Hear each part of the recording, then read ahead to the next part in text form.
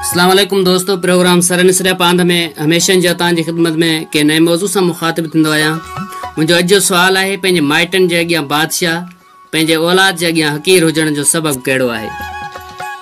अॼु इन मौजू ते तव्हां सां पंहिंजे नंढड़े ज़हन मुताबिक़ ॻाल्हि ॿोल थींदी ऐं इन मौजू ते ई तव्हां सां गुफ़्तगू रहंदी। तव्हांखे इहो बि ॿुधाइबो त माण्हू पंहिंजे माइट जे अॻियां बादशाह ऐं पंहिंजे औलाद जे अॻियां हक़ीर छो हूंदो आहे, उन्हनि जा कहिड़ा सबब आहिनि, उन्हनि जी कहिड़ी वजह आहे। इन हवाले सां तव्हां सां गुफ़्तगू रहंदी। ॿुधजो दिलि जे कननि सां। साईं मुंहिंजा चवंदा आहिनि त ॾाढे ते थिए ई कोन, हीणे ता लही कोन। इहो सभु असांजे माइटनि जो, पंहिंजे माइटनि सां खयल क़दमनि जो निचूर आहे, जंहिंजो सिलो अॼु माइटनि खे मिली रहियो आहे। अॼु असां माइटनि वारा आहियूं त असांजे मथां इहो हक़ थो माइटनि जो बणिजे त असां उन्हनि जी फरमान बरदारी करियूं, उन्हनि जी इज़त करियूं, माइटनि जे अॻियां अदब सां पेश पऊं, उन्हनि जो हर लिहाज़ खां ख़्यालु रखूं। जेकॾहिं अॼु असां पंहिंजे माइटनि जी ख़िदमत न कई, अॼु उन जे उमेदनि ते पूरा न लथासीं, त सुभाणे पंहिंजे औलाद मां चङाई जी उमेद रखणु बबरनि खां ॿेर घुरण जे बराबरि आहे। साईं मुंहिंजा औलाद कठोर दिलि, सख़्त मिज़ाज, माइट एहसास दिलि, नरम मिज़ाज हूंदो आहे। ॿी ॻाल्हि त औलाद खे इहो नाज़ हूंदो आहे त मुंहिंजो हर अंगल, हर ॻाल्हि मुंहिंजा माइट ज़रूरु खणंदा। वीचारो नरम दिलि माइट उन करे बि औलाद ते सख़्ती नाहे कंदो त मुंहिंजी प्यारे औलाद जे अॻियां जेकॾहिं आउं सख़्तु थी पवंदुसि त हू कंहिंसां हुजत कंदो।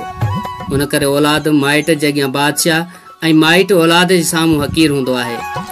पर अॼुकल्ह जे औलाद खे अलाह पाक हिदायत ॾे, वीचारो माइट सवालिया निशान निगाहनि सां औलाद ॾांहुं पियो ॾिसंदो आहे, मतां किथे नाफ़रमान झिणके या को गुथो लफ़्ज़ न ॻाल्हाए।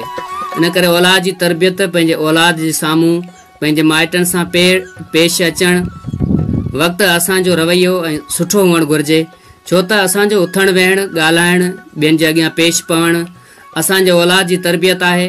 ॿारु हमेशह इहो रस्तो इख़्तियार कंदो आहे जेको कुझु पंहिंजे माइटनि खां सिखंदो ॾिसंदो आहे।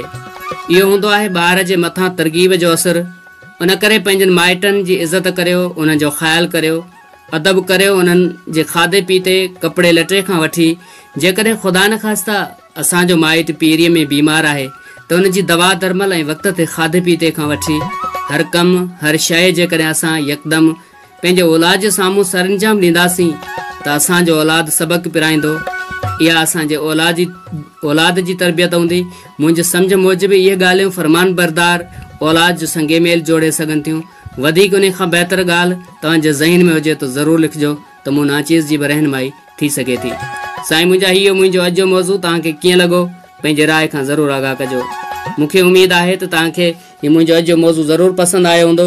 ऐं जेकॾहिं तव्हां हिन खां वधीक बहितरीनु सुठो वीडियोज़ ॾिसणु चाहियो था ऐं मूंखे जेकॾहिं तव्हां ॿुधणु घुरो था त पोइ मुंहिंजे यूट्यूब चैनल खे सब्सक्राइब कजो ऐं बेल आइकन जे बटन खे ज़रूरु दॿाइजो त जीअं मुंहिंजी हर ईंदड़ वीडियो तव्हां ताईं सभ खां पहिरीं पहुची सघे। तेसिताईं तव्हां खां इजाज़त चाहियूं था। फी अमान अल्लाह। हिकिड़ी सिहत शरीर जी, ॿियो पीरीअ जो पाड़ो।